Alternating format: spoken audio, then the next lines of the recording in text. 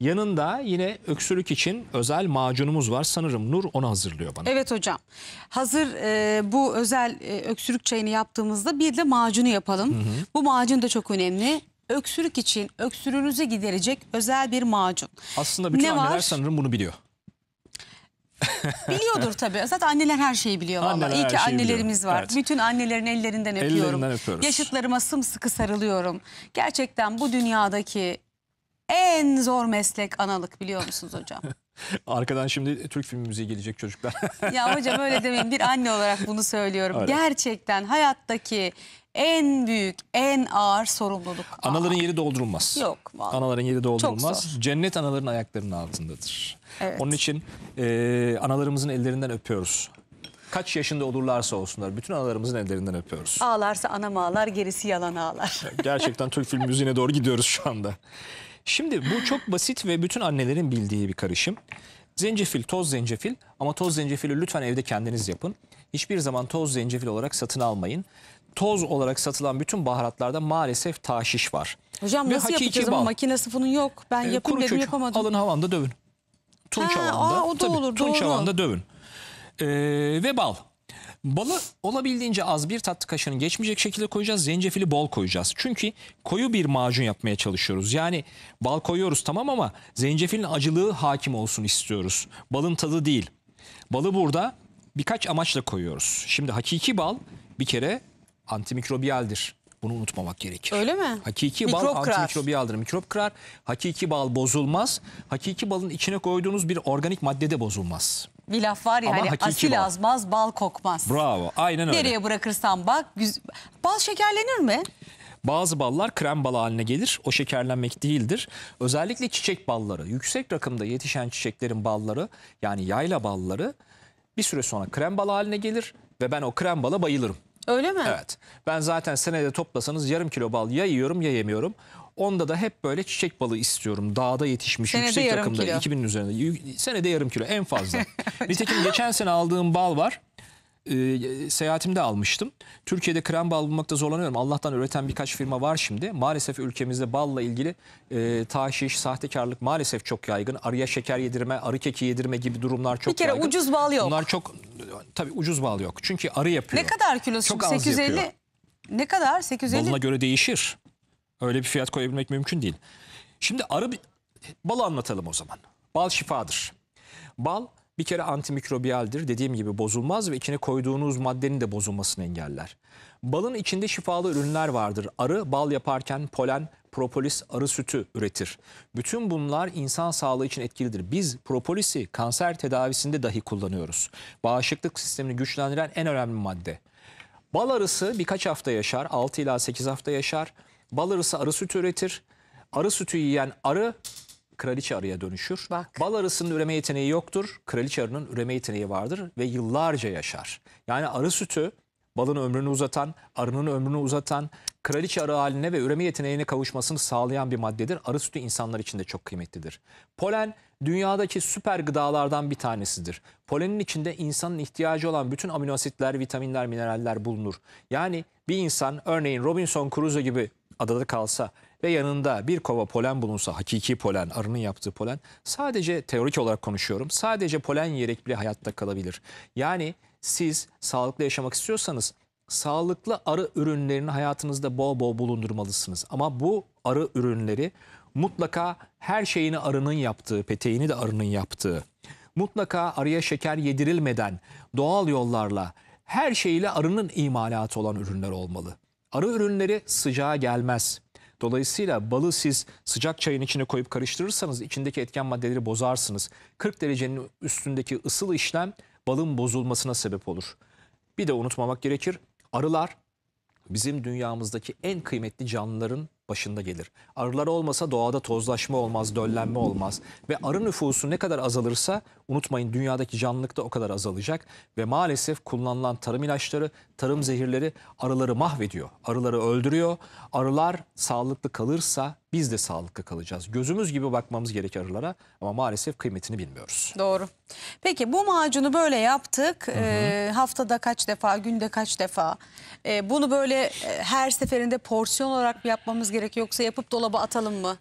Her seferinde porsiyon olarak aradınız yapın, hocam? taze taze. Yardımcı Biraz olayım. daha zencefil var mı acaba diye aradım. Çünkü bakın bu kıvam tuttu ama ben daha sert bir kıvam istiyorum. Getir Yani bakalım. böyle çok akışkan Bir olmasın. dakika Varsa hocam hemen tam biraz daha kıvamını koyalım. görelim. Getirin. Şimdi Duygucuğum hemen zencefili bunu alalım. ne zaman tüketiriz? Bunu ne zaman tüketeceğiz? Bunu hastalandığımızda tüketeceğiz. Benim boğazım ağrımaya başladı. Hemen buna başlarım. Sabah bir, akşam bir alırım. Eğer aralarda konuşmam gerekiyorsa, işte böyle programa çıkmam gerekiyor, ne bileyim konferansım var, o zaman yine alırım. Biz bunun ekstrelerini de kullanıyoruz ama burada önemli olan sizin balı çok fazla tüketmemeniz gerektiğidir. Bir de tabii diyabet hastalığınız varsa o zaman aman dikkat edin. Diyabet hastaları balı çok fazla tüketmemeli. Çünkü bal evet şifadır ama nihayetinde şekerdir de, çok dikkatli olmak gerekiyor. Evet. Şöyle getireyim, dökülmesin. Şöyle yapacağım. Ne kadar? Hatta şunu da şöyle yapayım, bir dakika. Azar azar Devir onu koyalım. Oruç'um, hiç azar azar koyma. Elini korkak alıştırma. Öyle mi? Şey olmasın diye dedim. Hiçbir şey olmaz. Biraz daha kıvamlı olacak çünkü. Sonra yine Ne bal kadar yediririz isteyeceksiniz ki o kadar benden, iyi. bal Yok, yok çünkü. istemeyeceğim. İstemeyeceğim çünkü koyu kıvamlı yapacağım. Öyle mi? Evet, koyu kıvamlı yapacağım. Yani artık böyle çok akışkan olmayacak şekilde. zencefili Ağzınıza daha bol aldığınız zaman olsun. da tabii zencefili bol olacak, balı az olacak. Ağzınıza aldığınız zaman da ağzınızın içinde o yoğun kıvamı hissetmelisiniz ve yavaş yavaş emerek boğazınızda yayılmasını sağlamalısınız. Peki bunu mesela bir Hap gibi seferde yapıp yutmayacaksınız mesela yani. 10 gün her gün tüketecek şekilde buzdolabına koysak olur Onu mu? tavsiye etmiyorum. Taze Taze. yapın, çok daha iyi. Bakın az Sabah mı önceki alalım, kıvamı düşünün, akşam şimdiki mı? kıvamı düşünün. Evet, daha tok. Çok daha tok. Akışkan. Hemen bir dakika hocam, kalsın böyle. Peki sabah akşam her zaman Elimde bir şey alabilirsiniz. olsun. Bakın böyle. Her zaman alabilirsiniz. Son derece koyu kıvam. Hatta bana sorarsanız biraz daha zencefil bile alabilir bu. Onun için biraz daha şöyle koyacağım. Olabildiğince koyu kıvamlı yapmaya çalışın. Tabii çocuklar şikayet edecek, acı oldu, çok acı oldu diye. Balın buradaki önemli özelliklerinden bir tanesi de kıvam olarak sertleşip yutarken boğazda, nazofarenks'te uzun süre kalmasını sağlaması. Böylece de oradaki bölgesel, lokal etkiyi artırması. Bu son derece önemli. Bakın şimdi aslında benim istediğim kıvama geldi. Her tarafım Şöyle zencefil göstereyim oldu. size. Bir durun Görüyor görelim musunuz? hocam. Bakın kaşıktan ne kadar zor akıyor. İşte bu kıvamı görmemiz Macun gerekli. kıvamı. Evet, macun kıvamı. Adı üzerinde macun dedik zaten. Öksürük için macun dedik. Aç Bu tok son fark derece eder önemli. mi? Fark etmez ama tamamen sizin özelliklerinize bağlı. Bazı insanların çok hassastır, midesi bulanır. Tamam. O insanlar tok karnı alsınlar. Peki çocuklarımıza verebiliyor muyuz bunu? Zaten özellikle çocuklar için hazırlıyorum bunu. Tamam. Diyabeti olmayan herkes bunu kullanabilir. Bakın kıvamı çok güzel. Mis gibi. Ve tabii ki Hastalanmadan önce verebilir miyiz? Koruyucu amaçlı. özellikle hastalanmadan önce, evde birisi grip geldi, boğaz ağrısı var veya boğaz batmaya başladı. Daha hasta değil ama boğaz batmaya başladı. Hemen bundan verin, çok etkili olacaktır. Evet, özel macunumuzu da verdikten sonra şimdi size öksürüğü geçiren bir kür vereceğiz. Bakın bu da çok önemli. Yine öksürüğe son derece faydalı malzemeler ekrana gelsin. Şifa niyetine yiyeceğiniz, aynı zamanda öksürüğünüze şifa olacak Evet. bir kür. Bu da Anadolu'nun kürlerinden bir Ben tanesidir. çok şaşırdım. Anadolu'da tatlı yapıldığını biliyorum mesela, böyle Tatlı süt da ve yapılır. incirle. Doğru. Tatlı da yapılır ama öksürük için de kullanılır. Burada kaynayan sütün içine bir kuru inciri atarsınız ve 10-15 dakika kaynatırsınız. 10-15 dakika. İncirin içindeki etken maddeler sütün içine geçer. Ondan sonra ılıklaşmış şekilde, çok kaynar içirmeyeceksiniz çocuklarınıza. Sakın çok kaynar içirmeyin. Bir bardak hakiki sütü içirip, hakiki süt de ne demek hocam diyeceksiniz. Şimdi yani sahte süt de mi var? Hakiki süt ne demek? Paket süt değil yani. Hakiki süt UHT olmamış süt. Çiğ süt. UHT ne veya hocam? UHT süt o kutularda Kutu bulunan sütler. süt. Yüksek ısıda basınç altında sterilize edilen süt. Sterilize edilen süt. Bizim öyle bir süte ihtiyacımız yok. Çiğ sütü 15 dakika kaynatıyorsanız onun içinde zaten sizin için zararlı hiçbir mikrop yaşamaz. Eğer bulabilirseniz çiğ süt ve tabii ki keçi sütü. Bulamazsanız koyun sütü, manda sütü, hiçbir şey bulamazsanız inek sütü. Ama inek sütü insanın en zor sindirdiği süttür. Mümkünse keçi sütü ama hakiki keçinin. Keçinin de mi hakikisi var hocam? Evet. Çünkü adamlar mandanın da genetiğine müdahale ettiler. Keçinin de genetiğine müdahale ettiler. Yılda 1 ton süt versin diye. Bizim dağ keçisi, Halep keçisi, kıl keçisi, Anadolu keçisi türleri olmalı. Ankara keçisi vardı eskiden. Nerede şimdi Ankara keçileri? Ankara keçisiyle meşhurdu. Ne oldu onlara? Yok oldu. Ankara keçisi, Ankara kedisi göremez olduk maalesef. Yerli ırklarımıza sahip çıkmalıyız, yerli hayvan ırklarına. Hakiki bir çiğ sütü kaynattınız. Kaynarken içine inciri attınız. Bir tane kuru inciri ve o kuru incirle bir 15 dakika daha kaynattınız. Ondan sonra süzüyorsunuz. ılık vaziyette içiriyorsunuz çocuğunuza. İnciri de yiyor. Afiyet olsun. İşte bu bizim güzel, için tatlı son bir şey derece bu. önemli bir öksürük ilacıdır. Evet. Gerçekten mi? Sabah akşam İncir ve günde 2 süt. kere yapabilirsiniz.